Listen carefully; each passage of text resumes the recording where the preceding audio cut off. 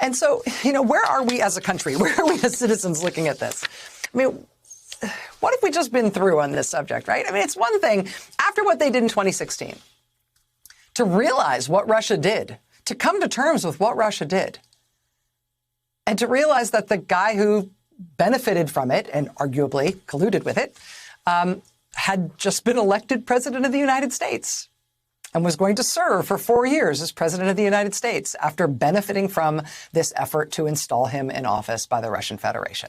And then he spent his 4 years in office toadying to Vladimir Putin publicly and taking all sorts of policy steps to help Russia and help Putin, right? Weakening NATO, undermining Ukraine, taking U.S. troops out of Germany, ordering U.S. military exercises out of South Korea, trying to get Russia back into the G8, making no response to Russia's efforts to assassinate Alexei Navalny.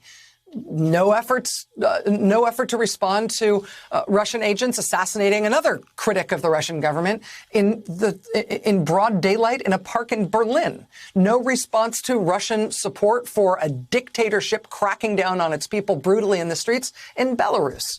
Trump telling Ukraine to announce an investigation into Ukraine interfering in our 2016 election as if it were them and not Russia. I mean, all of these things that Trump did as president to benefit Russia after Russia intervened in our election to install him.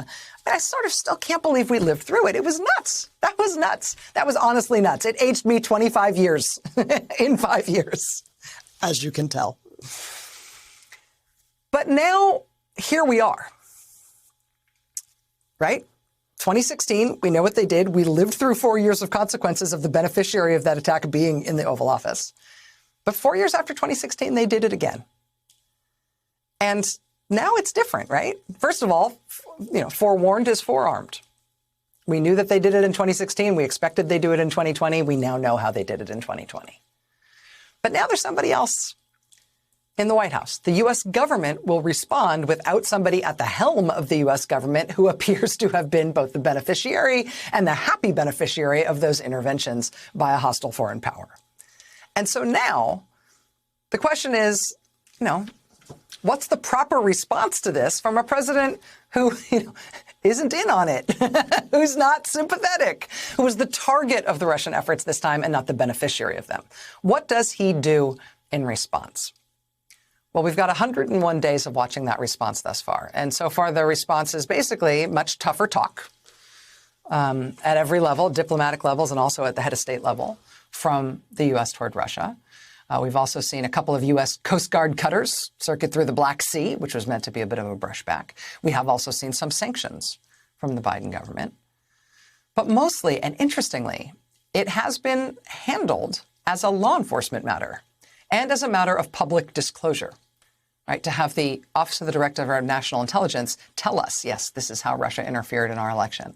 To have the Justice Department and the Treasury Department announce Russian agents who were part of it and sanction them and declare exactly what it was they did.